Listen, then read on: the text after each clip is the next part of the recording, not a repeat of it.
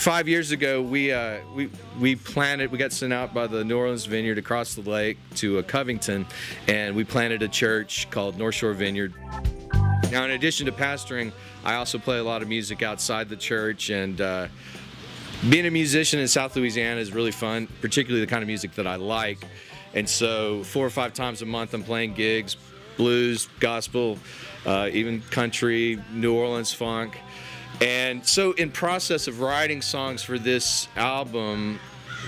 I'm pastoring people in our church, but I'm also around a whole lot of people that aren't in church.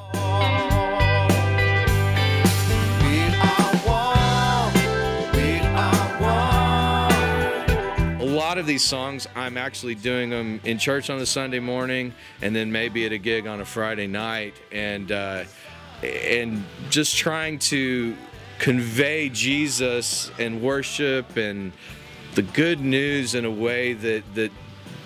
speaks to the actual culture of Southeast Louisiana.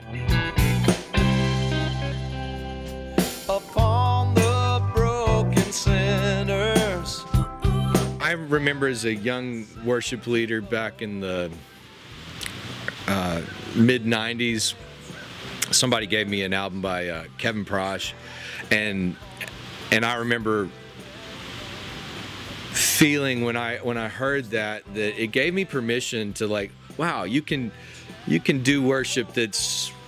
a little outside of these lines. There was just this sense of worship could be experienced in so many different contexts with so many different styles of music, and that gave me a lot of freedom, because I think a lot of times as musicians you feel something, you feel like, I don't know if this is worship, but I'm hoping that when people hear this album that maybe if you're like me and Bobby and some of the people on the record, maybe it gives you permission to kind of try some new stuff. And so there's some songs on here, you know, a lot of the songs, like I said, they were written pretty much with an acoustic guitar on the back porch before I ever pulled out the Fender Rhodes. No one has to be left out.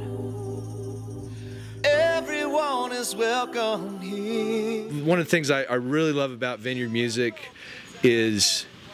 in the last few years I've just seen such a diversity of styles, that people are really feeling like, you know, whether you're doing something bluegrass or you know, something with an epic chorus or something soulful or whatever, that there's room for that within this movement, and I love that, and I'm glad to be a part of the Vineyard because of that.